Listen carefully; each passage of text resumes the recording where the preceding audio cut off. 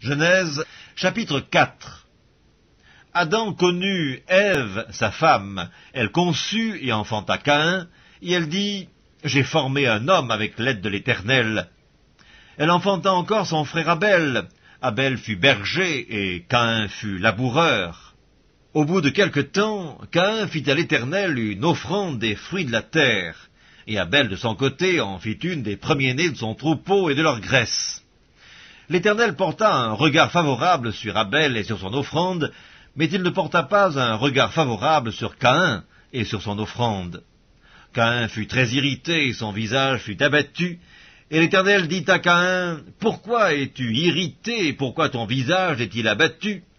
Certainement, si tu agis bien, tu relèveras ton visage, et si tu agis mal, le péché se couche à la porte, et ses désirs se portent vers toi, mais toi, domine sur lui. » Cependant, Caïn adressa la parole à son frère Abel, mais comme ils étaient dans les champs, Caïn se jeta sur son frère Abel et le tua.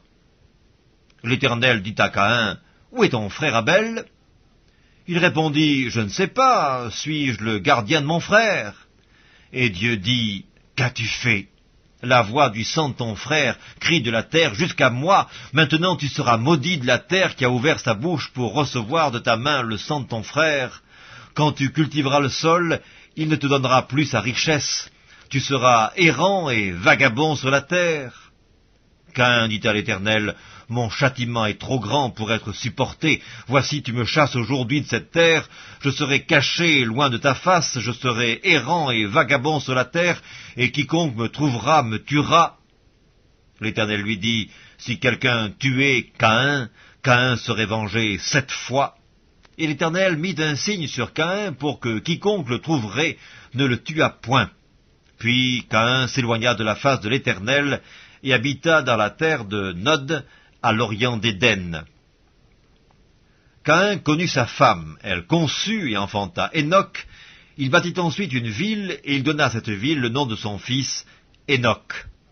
Hénoc engendra Irad, Irad engendra Méhujaël, Méhujaël engendra Métushaël, et Métushaël engendra Lémec.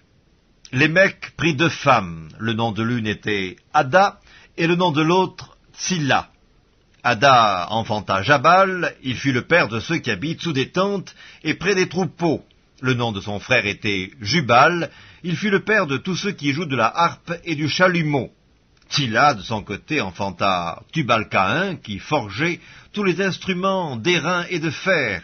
La sœur de Tubal-Caïn, « Ada et Tsilla, écoutez ma voix, femme de Lémec, écoutez ma parole.